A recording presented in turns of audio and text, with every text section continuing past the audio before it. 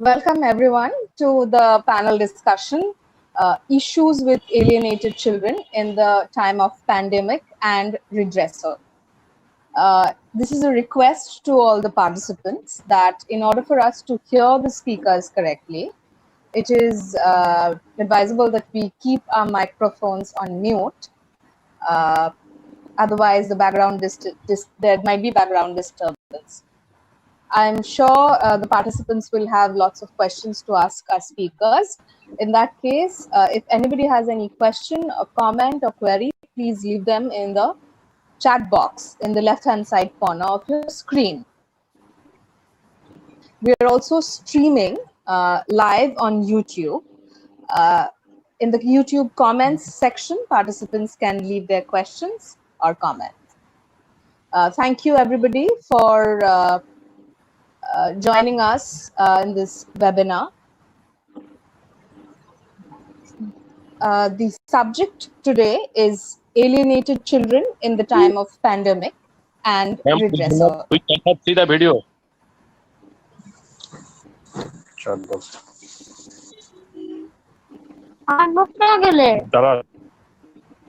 This is a request to the participants, if you can keep your microphones on mute during the session, if it is. Yes, thank you. We'll continue. This is a fairly new subject area, and our speakers have been working extensively with this topic for a certain period of time now. Somebody's microphone is still not muted, so please, this is a request. If kindly do keep your microphones on mute.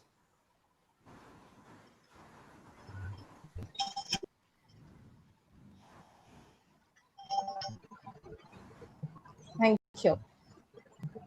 Our first speaker tonight is management consultant and child activist, Mr. Arijit Mitra.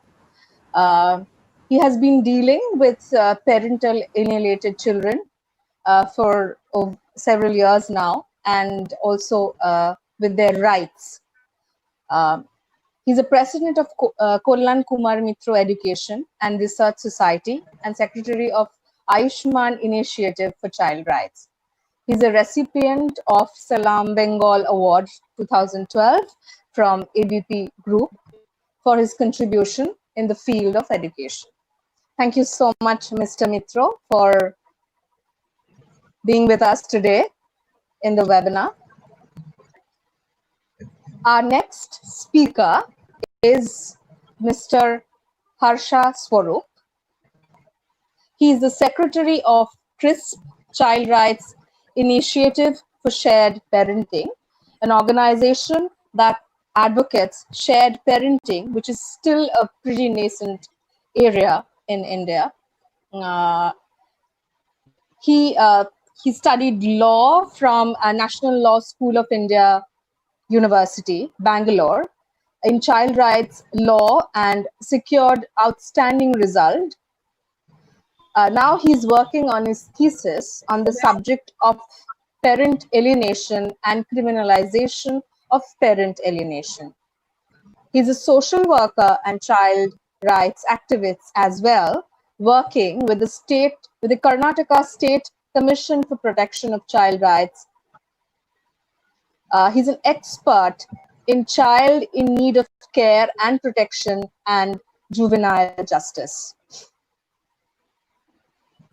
Not just that, he's from the background, he has a background of innovation and strategy, and he has co-created 14 technology products. He's also an athlete, a mentor, a speaker, and interestingly, he has also he's also an expert in Vedic sciences. He works in implementing time-tested Vedic knowledge in modern scenario. Thank you, Mr. Swarup, for being with us today. He's joining us from Pune, if I'm not much wrong, Mr. Mitra. Yeah. Has he able to log in? I don't know. Is he here, Mr. Swarup? Are you here? I think he has not been able to log in. His power got off or something in the rain. It's May- raining at there, I think. Or having some audio problem, like Okay, okay. Nevertheless, we'll that's what continue. that is telling me. Nevertheless, Right. Yes. our third speaker tonight is a licensed clinical social worker with an eye for detail and a solution-oriented outlook, Ms. Swati Bajpai. She's joined with us from all the way over from Chicago, Illinois. She completed her master's in social work degree at Jane Addams College of Social Work, University of Illinois, Chicago. Her internships were with the senior services at DuPage County and with the community center at DuPage County Health Department. She has worked as an emergency service counselor at the DuPage County Health Department. She has experience of working with people with severe and chronic mental illness and has worked with a wide range of age group and diagnosis, including mood behavioral psychotic, and personality disorders. While working at the DCHD, Ms. Vajpayee responded to the National Suicide Prevention Lifeline and DuPage County crisis calls to provide clients with needed consultation in the time of crisis, provide brief therapy intervention, in addition to helping provide resources for clients to utilize on their own. Ms. Vajpayee also has worked with the geriatric population to assess their needs and help them find joy. She uses she uses cognitive behavioral therapy, mindfulness, solution-focused therapy, strength-based therapy, motivational interviewing, and grief therapy techniques to assist her clients. Her goal in therapy is to meet her clients where they are and work with them to identify their strengths and challenges while securing resources to chart out a path to recovery and a feeling of well-being. Thank you so much, Ms. Vajpayee, for being with us today, for being a speaker at the webinar.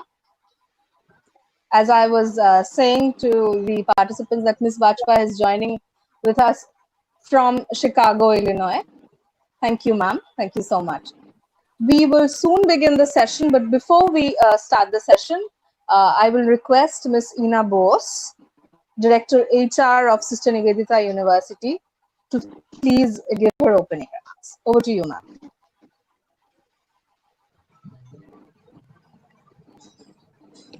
Thank you, Angela. Am I audible? Yes, ma'am. It's a little breaking, but you're audible. Am I audible, Angela? Thanks. Yes. I don't know whether the Maharshal has been mine or not. Ma'am, you're breaking. Ma'am, you're breaking. You're I'm sure breaking. we'll be You're able breaking. to welcome him at any point in time. Yeah, he has joined. Ma'am, he has joined, he told me. Oh, Mr. Swarup has joined. Mr. Oh, Swarup, that's can we nice. see you? Mr. Swarup, can we see you, please? If you can Yes, just... now, am I? I can hear you. His Mr. video is Swarup, having some problems. Okay, okay, Okay, am I? okay. Ma'am, Please your go voice ahead, is go ahead. breaking. Is that, you can continue. I'm able to hear all of you. Please. Apologies for the delay because of some technical issue from my end here.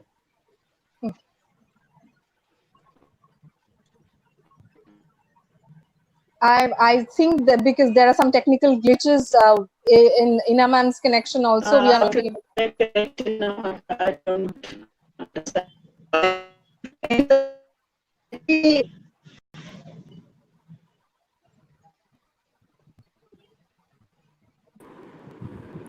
Oh, Indira, please continue. Your voice is also not. Actually, Ms. Actually, Ms. Bose is speaking, but we are not being able to hear her properly. There seems to some sort of a technical glitch from her end. Ma'am? Let me try once again. Let me try once again. Can you hear me? Yes, now it is clear. Yes, If we yes, yes. better. Is it clear now? Is it clear now? Yes, yes, better, ma'am, better. Yes. I'll, Yes. I'll switch off my camera. I think that's the only way out. I've switched off my camera. A hearty welcome to Mr. Arijit Mitra, Mr. Swati Bajpai. Ms. Bajpai is all the way from Illinois. We are really bothering her, waking her up early in the morning to join this webinar. And thank you, Mr. Harsh Swarup. I'm sure you've taken a lot of pain, and especially I understand that Pune weather is not very satisfactory. However, so we have Pune, Illinois, Kolkata, and of course all of us are here from Kolkata. But again, I'll tell you, Mr. Mitra, you'll be happy to know that the participants are from across West Bengal. Yes. My group, the Active India group, we have a number of schools spread all over Right. West Bengal, from Jalpaiguri, Kuch Bihar, Falakata, and the entire North Bengal districts, Yes. Yes. as well as the South Bengal, we have schools. So parents from our schools have joined, and also our college students, their parents, a few of them have participated here. So, Right. so far we have got 200 plus registrations, and you'll be happy to know that we'll be running this program parallelly over this particular Jitsi platform, over a live YouTube channel, as well as Facebook Live. So anyone who misses out one platform, I'm sure will be able to catch up on another platform. And even if this time is not suitable for anyone, they can join later and see this program over YouTube or Facebook. And now let me come back to this particular program. The subject is fairly new, as Oindila was also saying. It's a fairly new subject, but new in the sense that we have never discussed or thought of it. But it definitely exists. It's a problem that exists in each and every household, as we were discussing, Swati. It definitely is in our families, in our household, in our neighbors' households. So it's a part and parcel of our life. It's now high time that in India we should start thinking about this. We should start discussing and try to find out solutions, if at all, if there are any solutions, which the experts will be able to enlighten us upon. I will not take much of time of the participants. Mr. Mitra, can I welcome you to kick off the session, please? Yes. Thank you, ma'am. And thank you for this opportunity for going ahead with a program with a very uncommon, I think, and very niche topic, which I'm sure that in India, most of the people don't know, and maybe they are not aware of. I would put it. I'm thankful also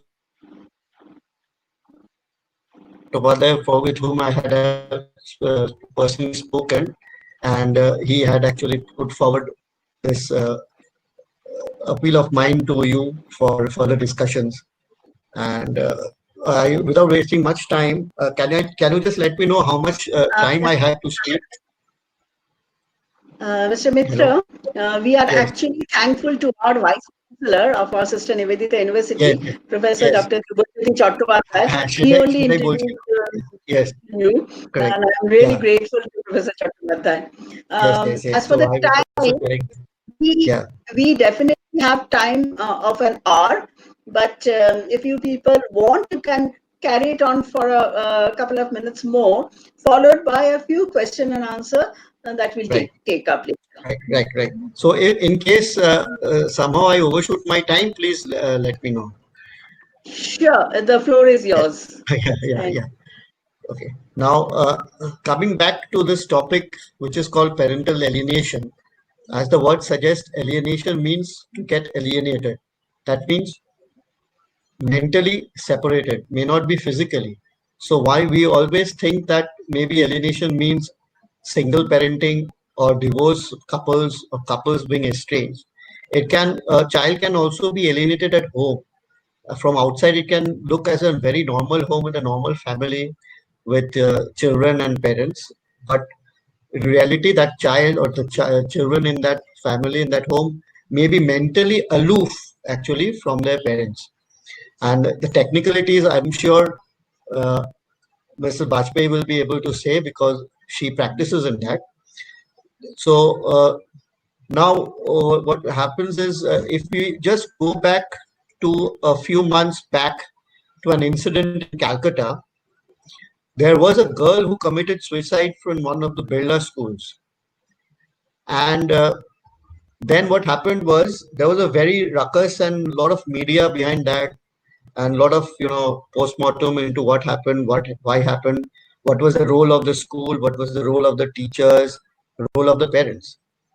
And in the background, there's a very small part of the whole story which the media overlooked, and I'm sure which even the school and the parents overlooked, is that that girl was staying with her mother at her home in Calcutta, and her father used to work in a state in somewhere near South India, maybe I think it's Bangalore.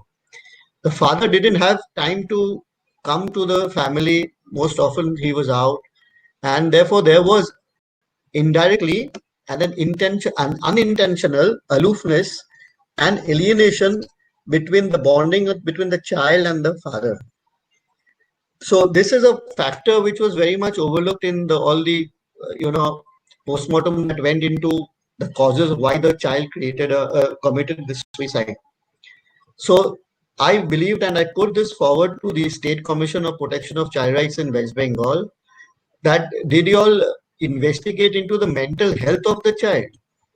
So, and also I put this across to the principal of the school, but nobody could answer me, and satisfy myself as to what was the mental health and condition of the girl when she committed this act of suicide. So then we proposed from our forum, we proposed to the commission that when you appraise the students in all the schools, apart from your percentiles and the mark sheets that you are reporting, you should also report on the mental health of the child. Because in most cases, even the parents don't know what is the status of the mental health of their own children, because they do not take that pains to talk and divulge information from their children. So here is where the concept of alienation comes in. So the alienation can take from the form of lot of forms. So this is one of the very common forms of alienation, where you will find a child, he must be going in marketing, might be playing, might be going holding the hands of both the parents and running across the street. But in reality, he might be having a mental distance with the parents. That is because in today's world, most of the parents are too busy.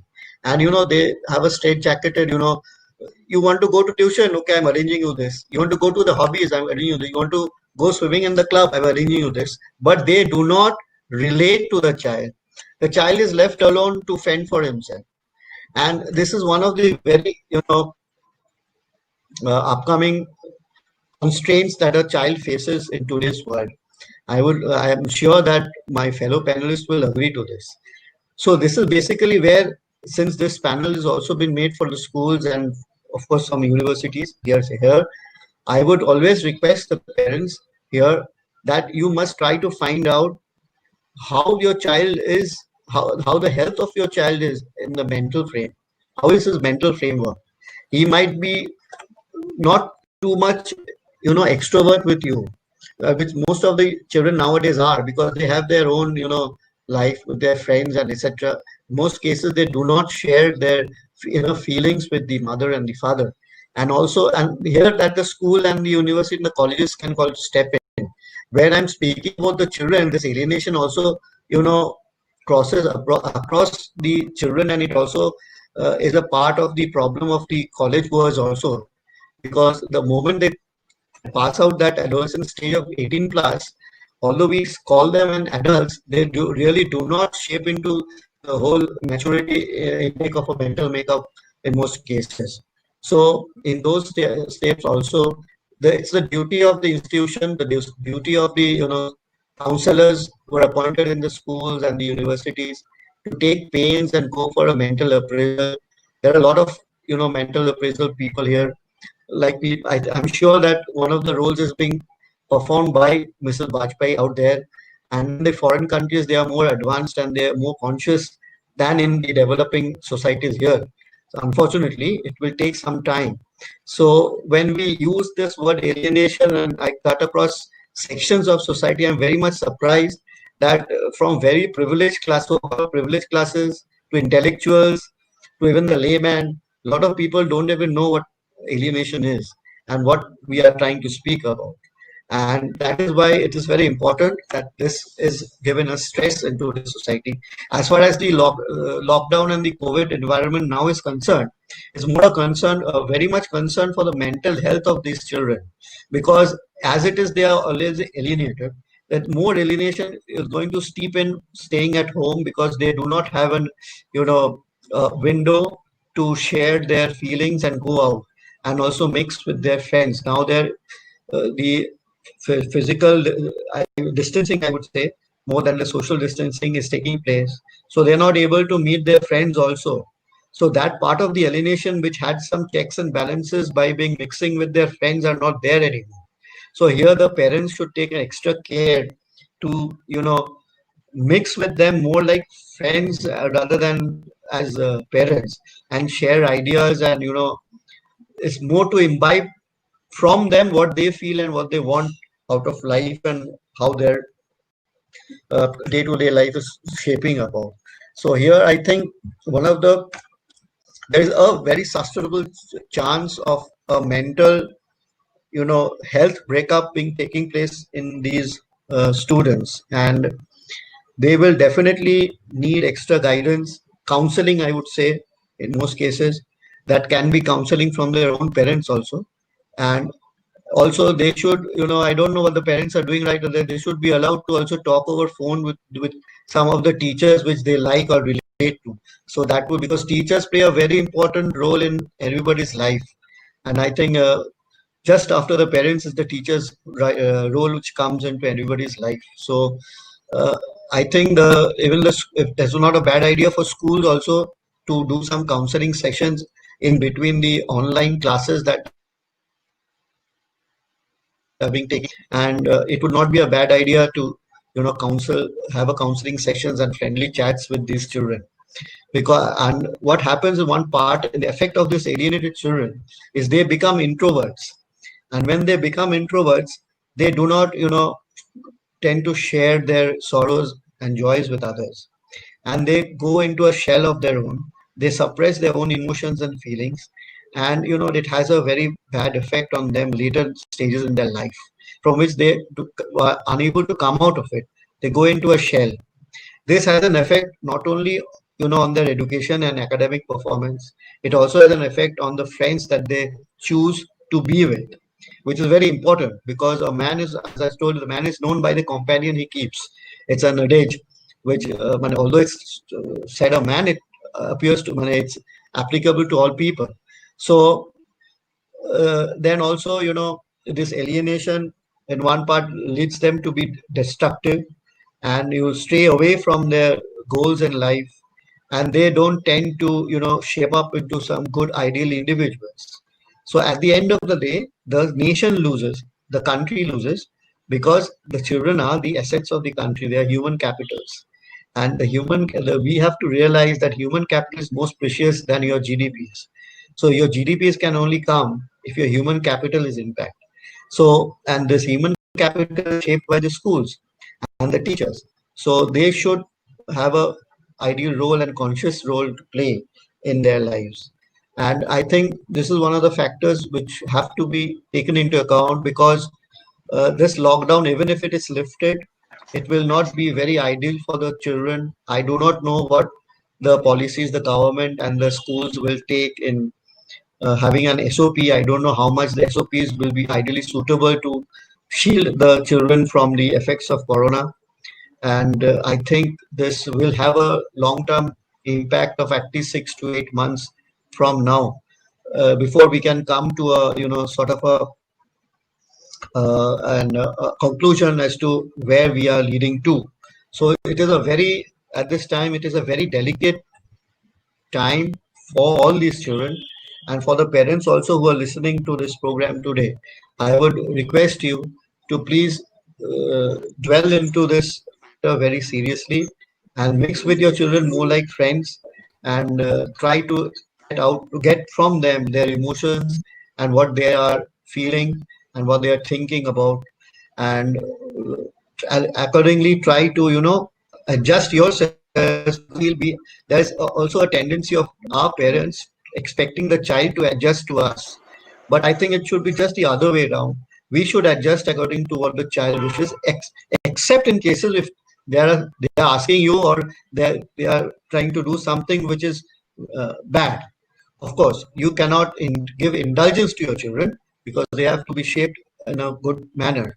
So, apart from that, I would really suggest that instead of demanding from the children, you should actually cater to their demands and see if the demand is okay, then you should actually adjust to them and accordingly shape their careers.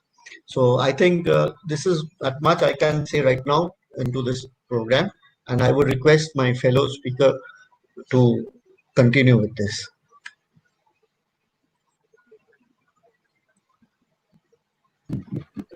Do we have Mr. Swaroop here? Yes, I am there. I'm there. Yes, yes. Okay, okay. So, in fact, what Yes, yes. actually Arijit was coming from a very nice point of view, wherein we think, because as I'm doing a research on parent alienation for almost last 1 year at National Law School, where the legality of it and the modalities and how is it recognized worldwide and how is it happening in India, and we see a big gap, because normally the children are brought up in a regulated way. Earlier, the problem where it comes is because earlier the families were having many people, which basically it's a joint family format, but that format was being broken because of the modernization or westernization which is happening across, where children had many people to share their emotions to. Okay, that is the fundamental flaw what we see today. If you see, even to say a joint family, because parents themselves meet only for few hours in a day, because husband goes to work and wife goes to work, both of them come and meet, and then the child is in between, and they are lost in their feeling. And especially in this situation, what we have seen is a spike in the emotional traumas, because see, human beings per se is social by nature. In fact, the fundamental thing at which our constitution was being even written, in fact, where the preamble itself says this is not a media critic text, but it's a spiritual document. Because there is a purpose behind. The point today is we are lost in the westernization, and in fact, COVID has helped us realize where do we actually stand. Today, even the education system is questioned in its fundamentals. So, and over and above this, what happens is, especially when it comes in this situations, there are two types of scenario which comes. Okay, so before even I go into that scenario, I would like to understand from the audience point of view, how many of the, how many of them are teenagers who are there as an audience? If someone can help Mr. us. Swaroop, we have a mixed batch of group, with mixed batch of people. Actually, we have parents from our schools, because Techno India Group also has quite a number of schools across the state. So we have parents joining in from there. So the age group is pretty much varied. So we have class 2-3 parents, I guess, and then there'll be 5-6 to 8-9 students of class 8-9, their parents also joining in. That's the, and Okay. also we have parents of college students, because we are parents of students from techno colleges are also joining today. So it's a So mixed it's batch, mainly parents. lots of variety. It's mainly parents. It's parents mainly, correct? Overall. Yes, parents. Okay. Yes, correct, It's parents. a very Our nice session thing. today is for parents. Okay, great. In fact, it's very nice actually, because because the reason is I wanted to understand the audience across, because what we understand is especially there are two categories of we can demarcate. One is basically the children who are in their primaries or lower primaries. That's within within fourth standard kind of thing in the current thing, and there are children which are in their teens and colleges, which comes basically between 14 and above, 14 to 19 kind of group, or 21 kind of group. So if you see the behavioral pattern which happens, especially in parent alienation, if you see here, there are two kinds of alienation which happens. One alienation which is basically because, even though as what Mr. Arijit was saying, right, so it comes from the point of view of the family is united. The today united family means husband wife being together. So that is one kind of scenario, and there is another scenario which is there, where the husband and wife are separated due to the differences which they have, and both of them actually thinks that the child, one set of parents, as what Arijit addressed. I would not go too much detail into it because Arijit has addressed that point. So but I would like to make a point across. The point is that, especially when it comes to this younger children, because they are not able to express fully on their own of what's happening in their mind, and that's why they increase their tantrums, which you will see in their behavioral patterns. And the second kind of groups which you see among the teens, because they used to mix with friends, you see all these teens would be addicted to the mobile, basically devices or the laptops or the televisions, because today we are because we are moving from screen to screen and nothing, and this goes right back to the age of even 5 6, because the child is was being fed by showing a mobile YouTube video. So from there it's becoming really rampant, and what happens is the relationship, the real human relationships are getting lost in the whole thing. And this has to be addressed. How do you address this? It is basically, you need to communicate, you need to understand, you need to make an effort to understand. When a person creates tantrums, when the child creates tantrums, it's not that we say, hey, please stop it, like this. But that's not the ultimate way of which it can happen. So the better way is, you just, when the child is trying to put tantrums, try to hear the child out, give that attention, because don't get lost. We understand the whole country is in a stress situation, but let's understand that there are 6.5 lakh deaths every year just because of flu or influenza. And COVID is actually not a big disease in that sense, to say, if you see. But the scariness, you need to understand, the media creates an hype out of it. And then that hype gets percolated in these children, that whether what happens, because they are seeing the anxiety in the parent, and that gets transferred to the children. So that you need to handle through the communication. And ensure that you give, anyway you're not, you were, it's a great time, because you were never able to give quality time when you were working, when you're going out, or when you had your normal work. And this is a time you can basically understand the behaviors of your own children and ensure to bridge that gap there. And now coming to the point of the other scenario, what we have researched on is the parents who are in separation or the verge of separation. What normally happens is, see, mainly what happens, see, we have to understand, our laws are very designed not simply, because if you see the Vedic texts and the laws, which because the Hindu Marriage Act or the which is the fundamental law which comes across to inculcate the 1955 Divorce Act, which comes across a Hindu Marriage Act, which clearly states what is the position, how it has to be, and it inculcates the best interest. The problem here is not the law.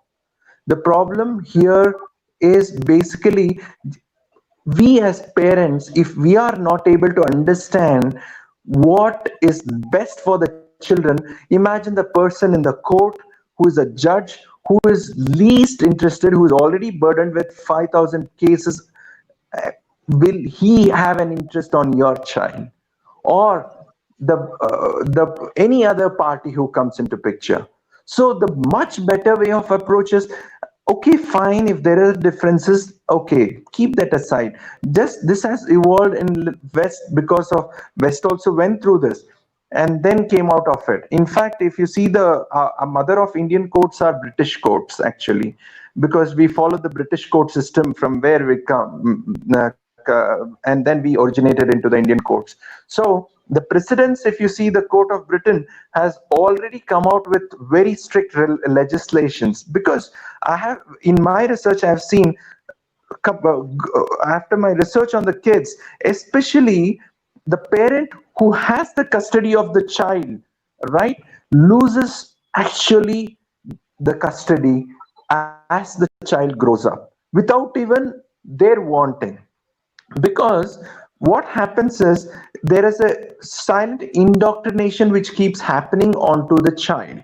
Okay, and this indoctrination is actually hurting the relationship with the custodial parent and the child itself, because the child today evaluates in a different note, because the child evaluates seeing actions, right? So but that actions, and they will judge with the what is the voice. End of the day, the child, one thing the parents have to understand, that the child will never have a different father nor a different mother, and this can never ever be accepted, and this reality has to be accepted. And due to the delays which happens in the court system, what does happen is the best interest of the child, which is basically under Article 3 of UNCRC, United Nations.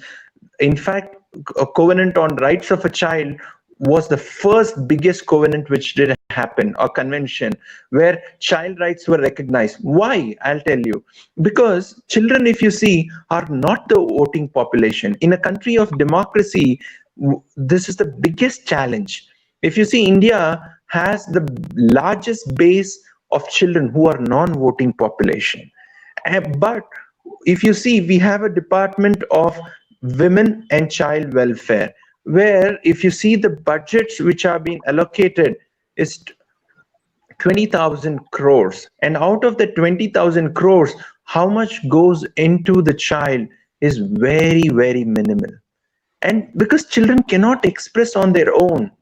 And see, whether right or wrong, we need to understand that the equality, what we mention, is also being artificially disposed, because Article 15 cross 3 very clearly states that there can be special legislation which can be made for women and children.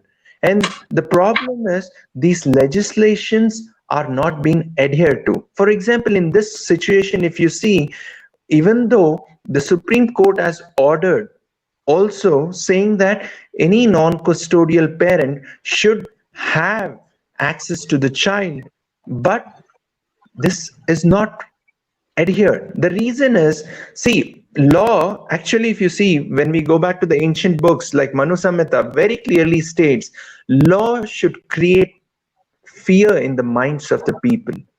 Just like you understand why still rape is prevalent in India.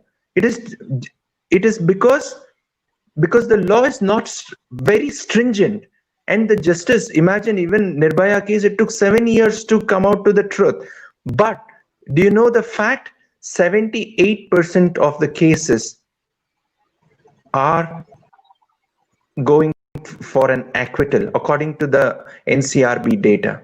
So the judge has to decide that how much of the person saying is the truth, basically, which becomes the biggest challenge in the judicial judgment when it comes. And thereby what happens is the judicial system efficiency is not coming through. Because why? Because if you see, we ourselves are the culprits for the same, because we are not able to give that efficiency. And this increases what, if you see, according to the, if you see, there are child custody cases in our research going up to 20 years. The child is 25 and the parents are still fighting over the child. And what has happened? Because in fact, this time recently, Deepak Mishra, when he retired, he clearly said, the justice clearly said that justice is for the rich. And thereby, what are we missing? Because law should create fear, it also should create a balance of fear, which would say, because if you see 25% of the misjustice, or in fact, there is a fundamental reason behind. See, if you take back little bit back, our constitution is not a mere periodical text, right?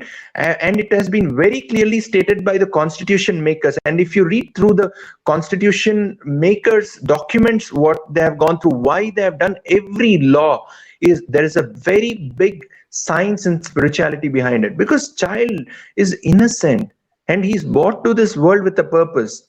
And why this is all happening? Because none of us believe. See, when do we fear? See, we fear when, okay, today I can escape the laws of nature, right? But when a person understands that he cannot escape, there's a higher truth behind, or there is, say, we all have believe in the supreme personality of Godhead or Lord who is there, and then have that instinct with it, that okay, I should not, that is the very reason, if you see, Lord used to be to the center of any judgment, like it could be a church or a temple, would be the place of justice. And the books were created by these institutions, right? But this is not happening today. Today it is created from the point of view where children are getting frustrated, where if you see the books they are studying, because every 6 you are all teachers in universities, you see how much changes are coming through with the innovation. Whatever we read, and 10 years another scientist comes and throws it down. Where we all understood there were 9 planets, now how many planets are there, for example? All this have changed. Why? Because there's no central understanding or the purpose behind or the intent behind. The same way, if we all understand that child is the future of the society, we as parents, we don't care for their well-being, what is the use of it? For example, according to the statistics of US Bureau, it is very clearly told 85% of the convicted prisoners in the US prison were parents of were children of single parents. And that's a reality. What? Got it? Yeah, Harsh, can I interrupt here once? Please, go ahead. Yeah, I was suggesting that if you can just say around what is the effect of the mental health of these children during this lockdown period, and within 5 minutes or so, because we don't have much time, and then we can hand it over to our third Definitely. In fact, that is the very reason we should understand that this parent alienation has not been taken seriously in this country, and it is only going to increase, because we are all focused on economic development alone. Because if both parents make a big earning, but end of the day they will spend the entire money to set right the life of the child. And especially if you see in this unprecedented situations, what does happen? Alienation becomes even unprecedented, because the parents who are staying in different districts, different states, they will not be able to see. And imagine in this situation, one side there is a mental trauma of the child, which is undergoing, and then imagine the other parent also will be undergoing a trauma, both of them. And finally, what, see, why not the parents, we as parents should always think, okay, fine, things did not work in a relationship, fine, why not a child have just one happy family, let him have two or she have two happy families. Because in this situation, if you see, they are really not able to, because it's very clearly is said, because the teen pregnancies which are being formed, why it is formed, because the security, see, we all were brought up with fathers. When fathers were strong, when we all had a role model, every child, every girl, every boy, we all had a role model, as the first role model in our life is our father, or the role model on the relationship, how on service, was mother. But this is completely getting jeopardized. And in this current situation, if you see, it is getting escalated, and COVID will not go, please understand, it will go on for next 1 year minimum, I'm telling you, it will go on. And when it goes on also, how are we ensuring, because we as an institution, see, how many of the children knows the children have a right? None of them. I would always suggest that you should all go through United Nations Charter, the 30-point article charter by the UN on rights of the child, and this has to be educated across, and it applies across from the child who is at the age of 5 7 to the age of 60 18. Today definition of the child is universalized to the age of 18, and this is reality, because the brain of the child grows up to 25. And when such a suppression happens in unprecedented scale, right now, if you see, the lockdown is getting open, but the number of cases will increase. Now the question is whether to open or not open, and they have to open because economy has to move. But in this situation of lockdown also, even after Supreme Court giving an order, any order should have an executive metric. And same way, Calcutta High Court has given an order, it should come to the level of execution. And we have seen many of the non-custodial parent, whether it's a mother or father, who doesn't have that custody, whoever goes, because in Indian judicial system, you can defend a case, but you cannot run for justice, because of the challenges, not the law. There are enough laws in the country, but we respecting laws, because end of the day, we are in a democratic nation, whatever goes comes back across. And the same thing comes back to the child. And if child is not taken care in a serious manner, and we all take an effort and take a pledge that I will never alienate a child, because end of the day, parent alienation is not different from sex abuse. This is the definition of US federal. Because why it has come through, because this trauma what a girl undergoes when she gets a sexual abuse is exactly same. In fact, the effect goes almost up to 10 to 15 years. Even after her marriage, if she comes back, she gets through it. Same way, a child, even after he graduates, he becomes, but his next life, he gets married, his relationship with his wife, everything becomes unprecedented, and they will have a very troubled relationship. So we all needs to take cognizance of it, and at least we should ensure, whoever is a custodial parent, we have a right. For example, we have a child, we have a right for it, and ensure to give that right to the other child, that it has to be able to have a smooth, instead of bad mouthing the other parent, which is the biggest challenge which we see in parent alienation.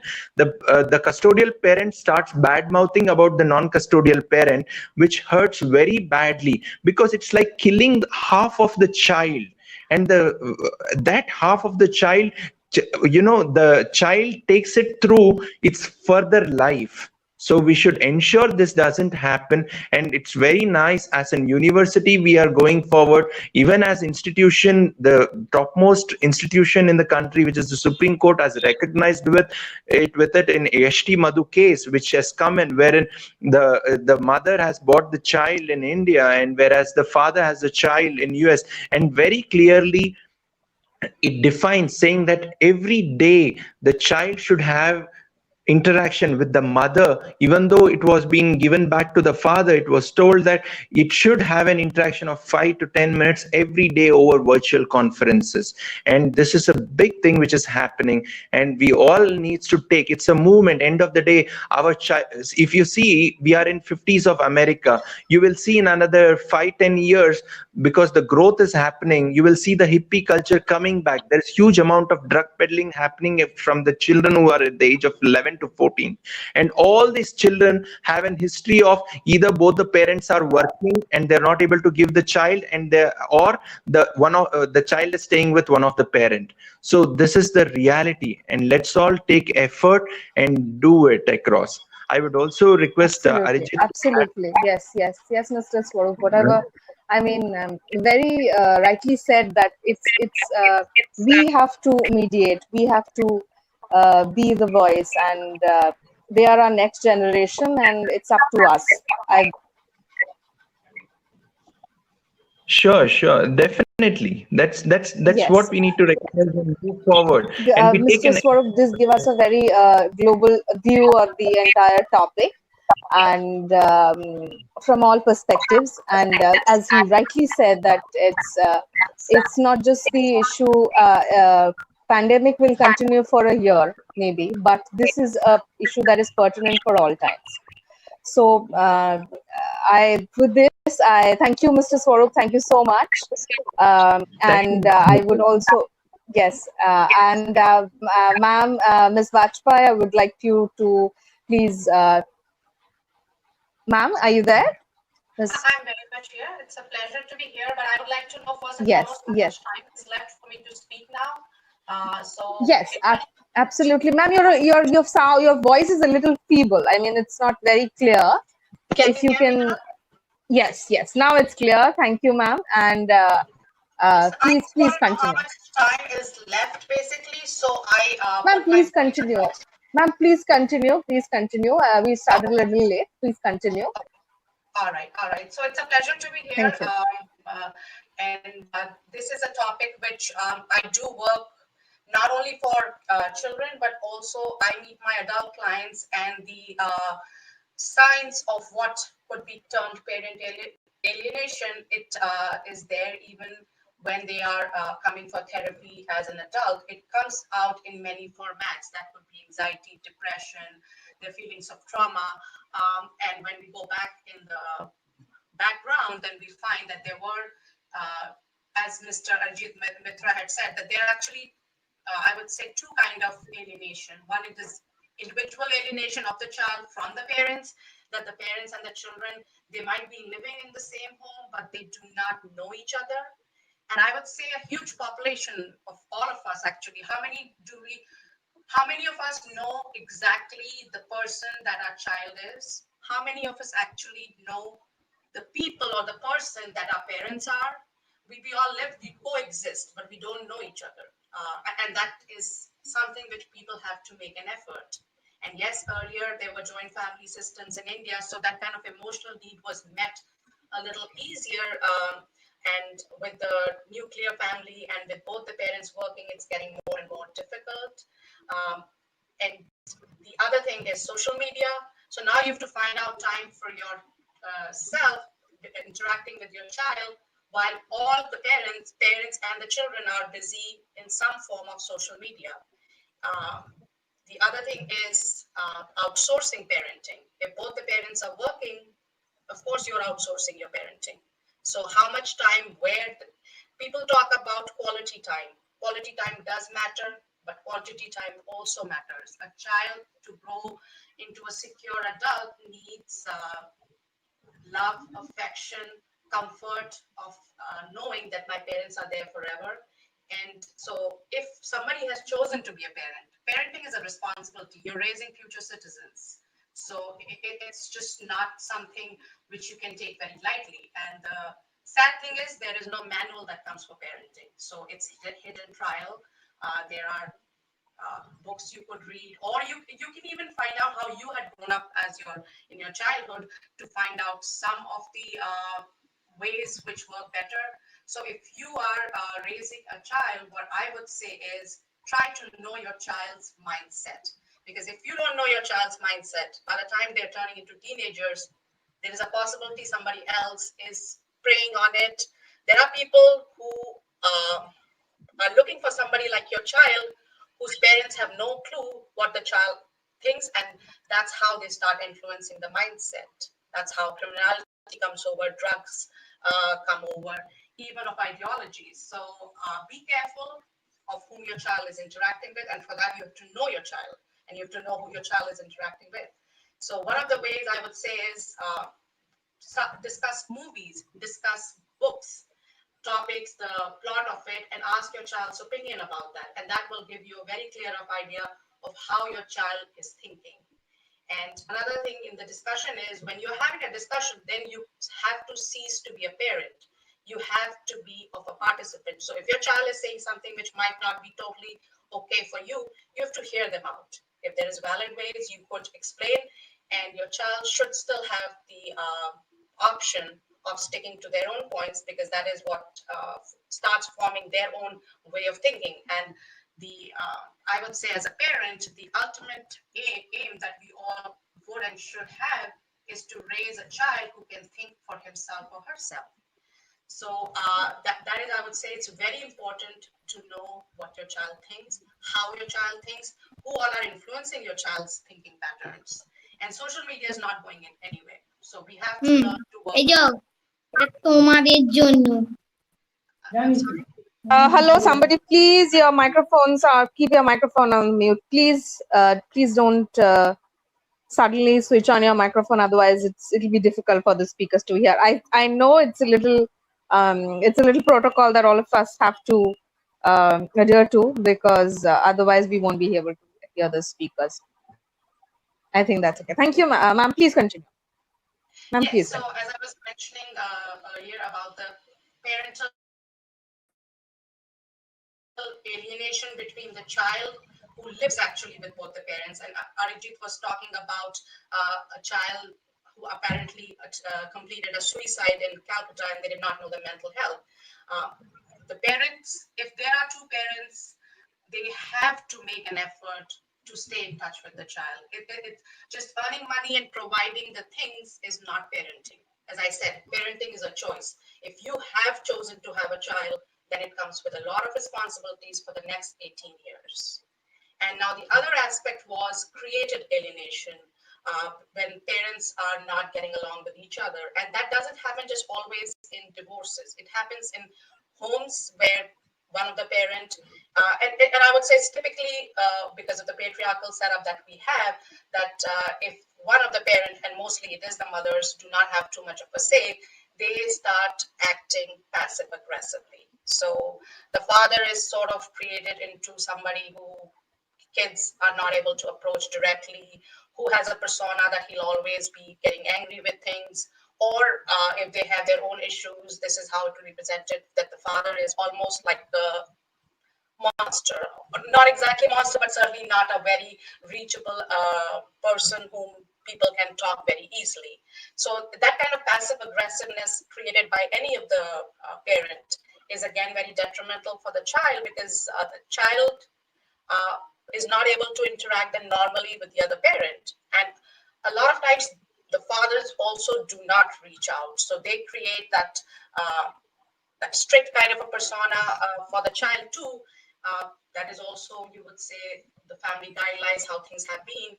But in current scenarios, when there is nuclear families, that kind of mindset is not going to work, because your child only has two parents. So if out of that, if one is absent, then they are left not with much of an emotional support. So now we come to the cases where it could be divorces or separation that's happening, and in which one of the parent is trying to brainwash a child against another parent. And I would say that it's a form of abuse, because a child has a right to get the love, affection, security of both the parents if both the parents are alive, unless there is some abuse or that the parent has been ignoring a child, then the child can understand this themselves. Another parent doesn't have to tell that to them. So I would say that yes, it's a form of abuse if you are purposely brainwashing your child. The other is hatred. A lot of times, one of the parents speaks in a way which creates hatred in the mind of the child, because a child is being given instances where how the other parent sees the situation, and which is not very favorable towards the parent who's being alienated against. So hatred is, I would say, something which is a learned behavior. Nobody is born hating. So if you're teaching your child to hate, you are actually, in comparison with, say, some like a child abductor, or people who are manning those child armies, where you are buying their allegiance, their loyalty. And it could be compared to something like the Stockholm syndrome, in which there was a bank robbery, and then the robber had taken over some people hostages, and by the time they came out, they were actually supporting the abductor. And that is what happens a lot of time with parents. A child wants to feel secure, and if they are only with the parent to show their loyalty, that is the only way that they have, is to hate the other parent. The other thing is to make a child feel guilty for having feelings for the other parent. So the child is confused. They have the natural love for the parent, and you are questioning it again and again. So they start feeling guilty, and they start hiding their feelings and emotions. So all of this eventually creates mental health issues for the children. They can get anxiety, depression, and that's how people come to me when we're talking about anxiety and depression. At the back of it is then all these things can come up. They can have substance abuse issues, because mental health and substance abuse go hand in hand. They can have personality disorders, in all probability, borderline personality disorder, because their personalities are getting broken. They're learning to hide. They're learning to feel guilty about something as valid as love for a parent. Everybody is allowed to feel emotions. Humans are social animals, and we are emotional beings. So as they get older, it affects their professional lives, because they find it difficult to be a team player. You need to be able to trust. You need to be able to build up people to be working in a team environment. And that's not what that child has ever learned. So it affects their professional life. It affects their personal life, because they're not able to be vulnerable. They're not able to trust their partners. Again, that's not something which they learned ever. They have difficulty relating to their own children, because they did not relate to their parents as human beings would when they were kids. So all of this not only has a social impact, which is tremendous. It is almost like PTSD, post-traumatic stress disorder, which stays on for a very long time. I would say for the rest of your life in some way or the other. And it also has an economic impact, because broken adults cannot function as well in the society, in the workforce. So for all of that, I would say it is important for parents to understand their responsibility as parents. If two people fight and they cannot stay together, it's okay. If it didn't work out, that's fine. But you don't have to make a monster out of the other person by separating. In co-parenting, I would say both the parents are needed. And if you are putting your child's interest ahead of you, which ideally is parenting, you can be putting yourself first ahead of a child, then you will find what is best for your child. So even if you have separated, you both can talk like rational human beings as adults, what is best for your child. If there are parent-teachers conferences, probably both of you could go together, or one of you, but share the information with the parent. Both the parents have a right to know about the child, because the child belongs to both. The child doesn't belong to just one. And as Arijit had said earlier too, yes, there is no ex-mother, there is no ex-father. There can be ex-wives and there can be ex-husbands. There is no ex-brother, no ex-sister, and no ex-child either. So these are very important fundamentals. And the most important thing is, If you're having problem communicating, seek out professional help, go for therapy, understand. And if it doesn't work out, you don't have to take it out on your child. Your child doesn't have to become a scapegoat or the shoulder on from which you shoot your arrows to your partner. That is negative parenting. That's not something very good, I would say. That is where it would be for me. I would say if any questions are there, please do let me know. And thank you, Ms. Bajpayee. Thank you so much. Thank you. It really was an enlightening discussion. Am I audible to everybody? yes, I'm very much on. Okay. So we do have a few questions across platforms. Well, one question that is also very that is you mentioned the term outsource parenting. Ms. Bajpayee, you mentioned the term outsource. In fact, anybody can answer, but since you well, both the parents are working, so that's when the term applies, that you're not giving enough time. But during the pandemic, we see that the parents are there. So has the situation become better, or I mean, how has the situation changed in terms of the pandemic? Because if you cannot afford time to your children, then it is outsourcing. But has the pandemic made this situation better in some way? You see, it's a very mental thing. So you could be in a room filled with people and you might still not be able to connect. So yes, pandemic is something which actually does give us a platform to relate directly to our children. And that's why right now, if I have like all my clients who are parents and who are having difficulty handling the kids, because earlier there was online classes also happening and all. So my focus has always been, this is the best time. Please spend time with your child. And it's saying it's very easy to spend time. What do? Teach them life skills. If you are cooking or cleaning, involve your children, ask them to do things. They are learning life skills and you both are talking to each other. Talk about yourself, your childhood stories, your family stories, because this is how a child becomes familiar with the background that they're coming from, and which is actually what forms the root for a child. So yes, I would say that this is the perfect time, but you have to know how to utilize it.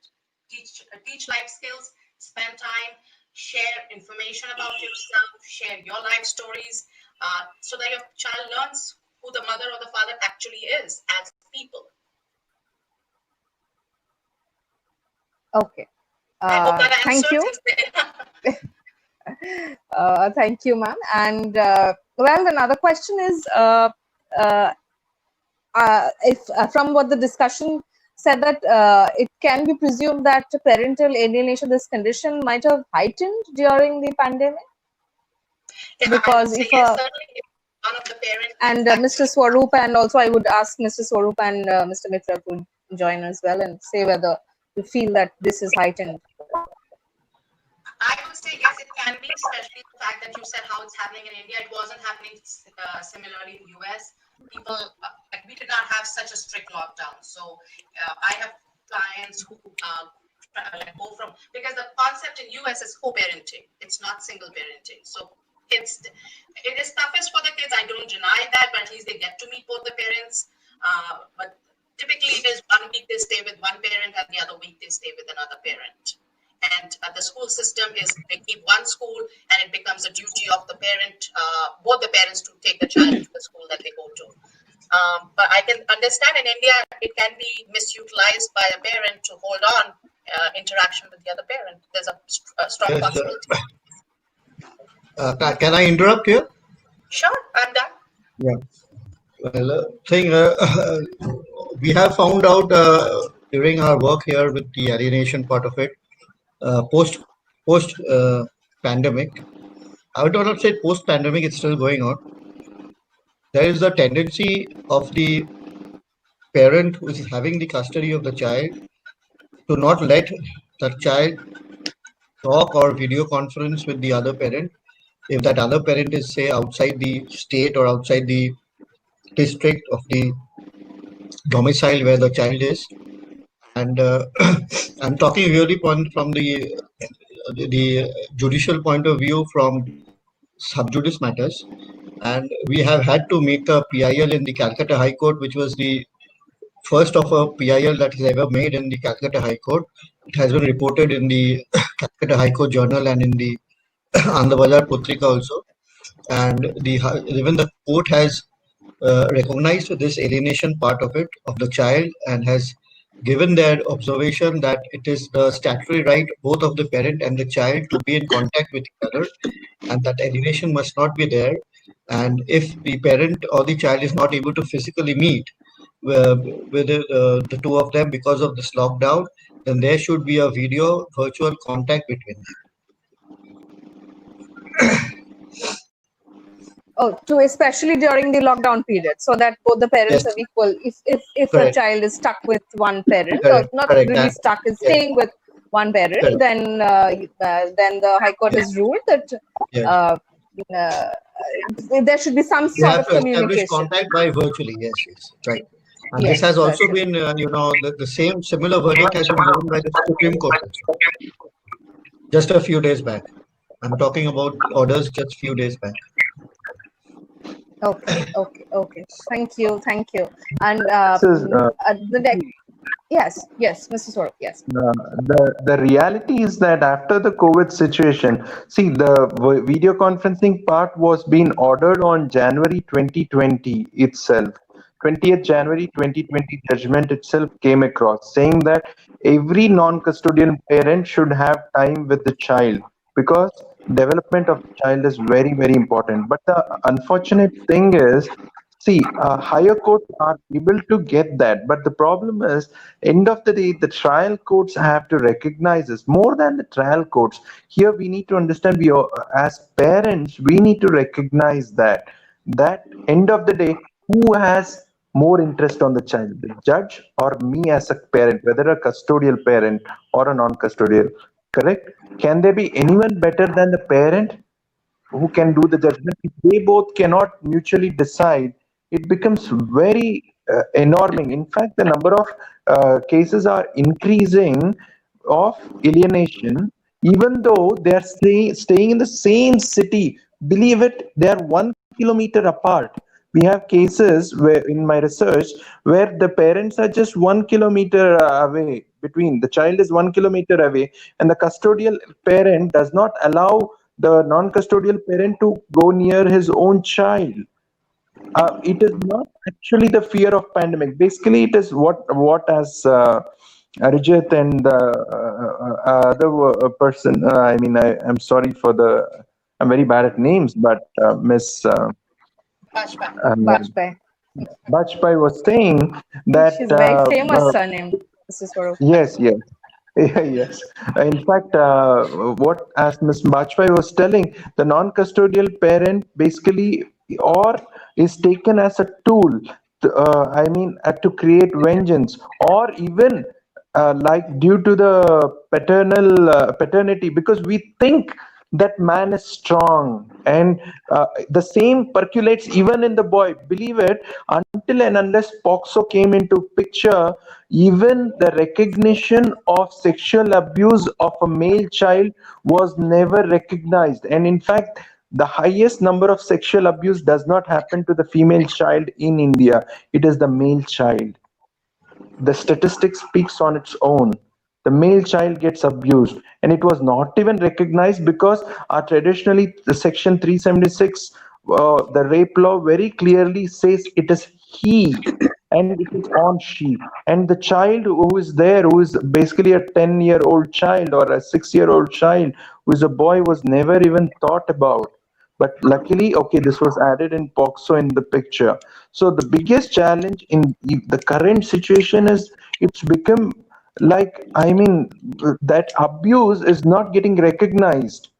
So it's not the duty of the court. I would not say the responsibility does not lie in the court, nor lie with the executive. It all lies to all of us who are there as teachers and parents, because all of you are teachers and parents who are here, where you are the ones who are creating the next generation. We all have been developed because of the mercy of yours who are there. And if that point in time, Mr. Swarup, that, Mr. Swarup, is my next question, is teachers. Because if a child is undergoing parental alienation, how will a teacher, because how will a teacher, especially during the pandemic, when the classroom is restricted to that screen of the laptop or the screen of the mobile phone?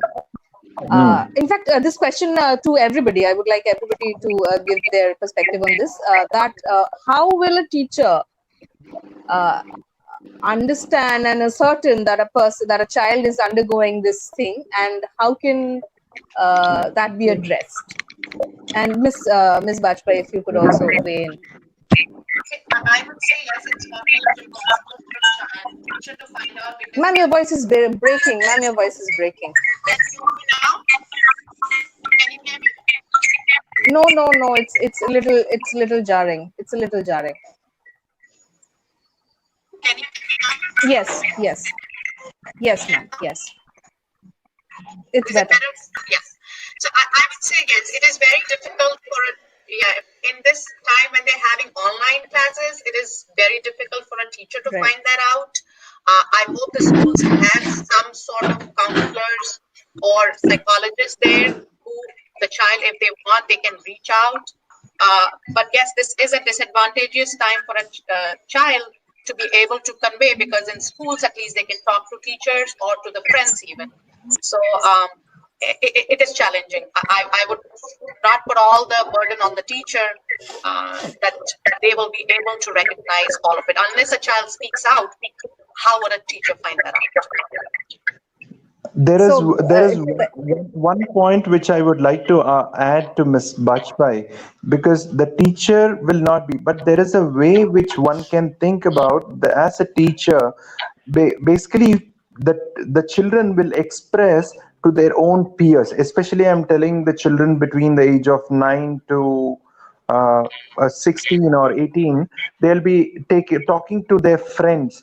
So if you have a questionnaire and you put this questionnaire to all the peers, okay, on, say for example, asking out, okay, whom do you think is emotional, certain, not direct questionnaires, there are very innovative questionnaires which can be put in, just like telling, instead of telling, okay, who likes which is the favorite game you like, depending on the game which the child like, you can also assess certain things, or which is the best movie the child is liking, or best serial it is liking, or best thing it wants to do. So through this questionnaire, one stream through the peers, basically the classmates, and the other section through the parents themselves, where understanding the attention span, not directly asking are they alienated. When you ask them about certain details about how after the session, the feedback session, after the, not every time, I mean weekly once or so, if you could send a questionnaire asking about the feedback, the attention span the child is able to spend, and what does the child do after the video conferencing, that matters. Thereby you can we can be able to correlate. So Mr. Swarup, you're saying that like you have to ask the children, right? You have to ask questions to the students through the medium, right? That is what you're prescribing. Yes. Can I interrupt? In that? Can I interrupt in that? Yes. I would say I would not recommend that, because you have to be professionally trained to be opening the wounds. If you open a wound and that wound cannot be closed, you can interpret an answer in so many ways. How are you going to get the details? Are you professionally trained to ask those questions? So my recommendation is not for everybody to get into. That's why I mentioned, I hope there are counselors. Yeah, they are professionally trained, not the teachers. Yeah. Can I interject? So another option is you have to at one point seek the help of a professional. Certainly. A teacher can get an idea and relate it to the counselor. Can I interject here? Sure. Yes, Mr. Mitra. Yes. Well, here I would just put it across, since a lot of teachers are also here, I think, in this discussion, that the State Commission for Protection of Child Rights in West Bengal has issued a circular just after the incident that I described. And when we put in a proposal, that they have recommended a mental appraisal in all the schools.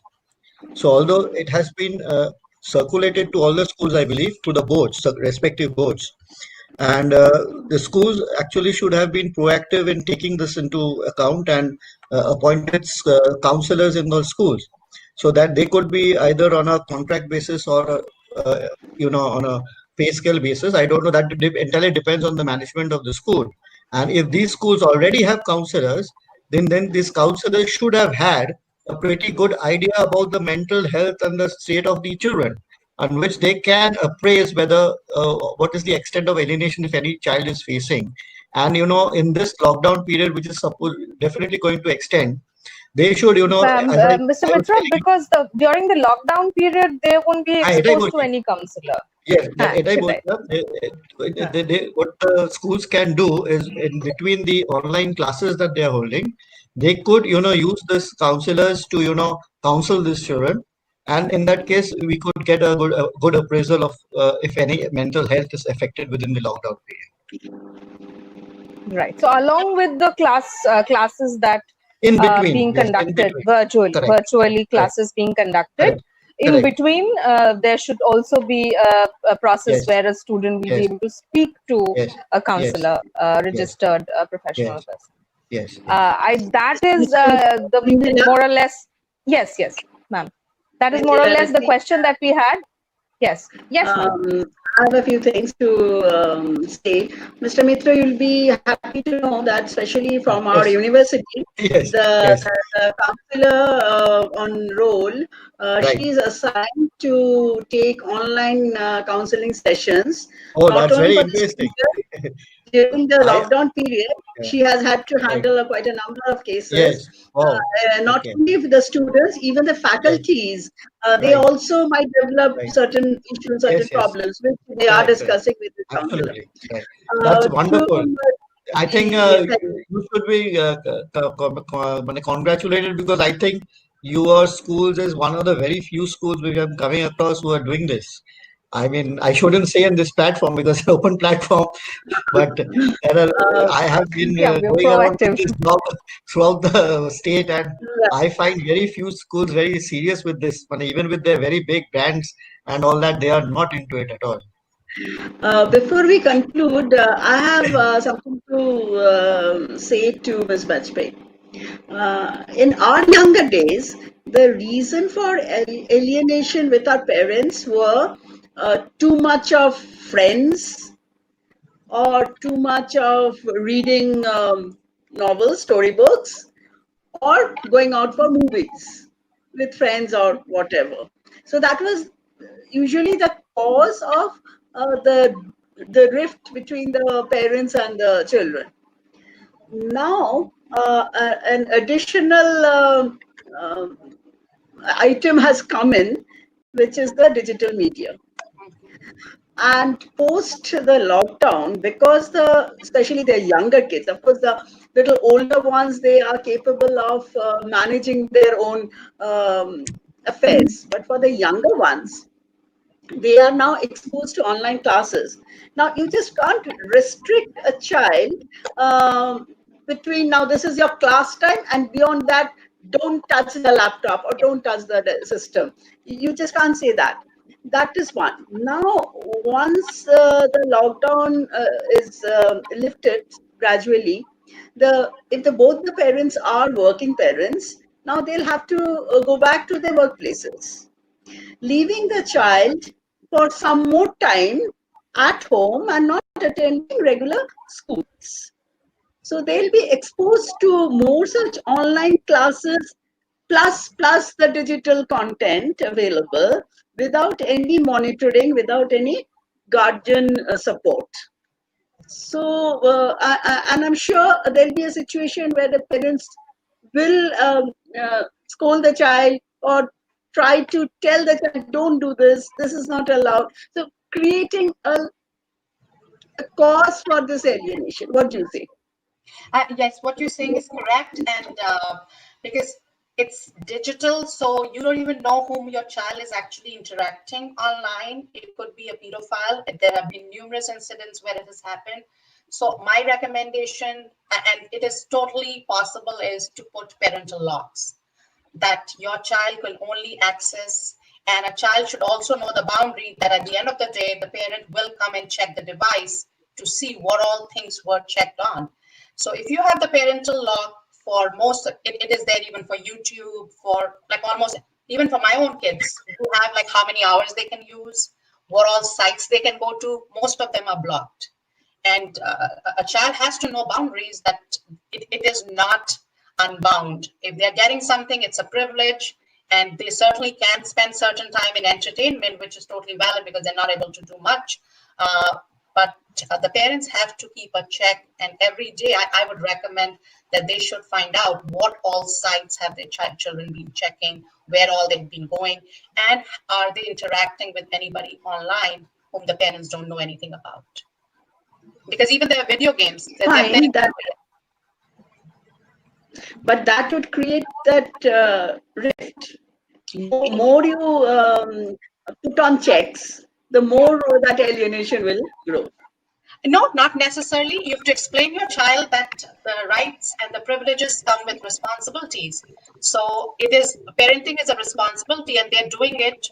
It is not being done to punish a child. It is being done to keep a child safe. And that is a responsibility of a parent. And following directions is a responsibility of the child. Otherwise, we will have anarchic people, like, who would not want to follow anything. And that is not the ideal way to, I would say, raise a child. A child has to know boundaries, child has to know discipline, and that comes from active parenting. So not everything has to be, it is not, as I said, not a power play. It is that you're taking care of your child. So it's how you explain it to the child. And children do understand if you're giving them proper explanations. They do understand, or that's how it is. Parenting is tough. Absolutely. In fact, the reality being, Ms. Mukherjee, see, what does happen is that, see, children learn through actions more than. So, see, for example, one side the parent says, please don't touch the device. And the other side, the parents are, as what Ms. Bajpai was mentioning, are spending a lot of time on social media or on the phone. So you cannot preach what you don't act. So it's the same way, because what happens is most of the time, the parent, the father may be a smoker, but he doesn't want his child who is in teen to smoke. It cannot work that way. If child learns through what you are acting, same way it works in digital world, because you're spending a lot of time. See, while you sit for dinner, right? At least we should have a thing that, okay, I keep the phone away, and I want, we all will not touch the phone. One of the examples. So thereby that that discipline comes into play. Right. Thank you, Mr. Swarup. Thank you so much. Thank you, Mr. Mr. Mitra, are you there? Yes, I'm there.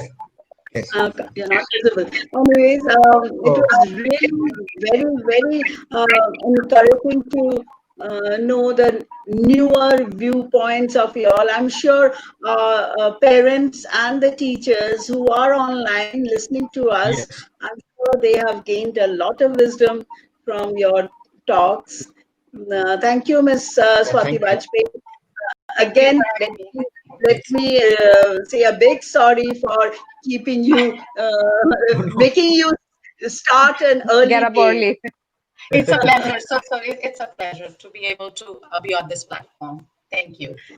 Thank you Thank so you. much. Thank you, ma'am. We'll Yes. catch up later. Thank you, everybody. In fact, Thank Thank you. thank you, everybody. Good night. Good night. Good night.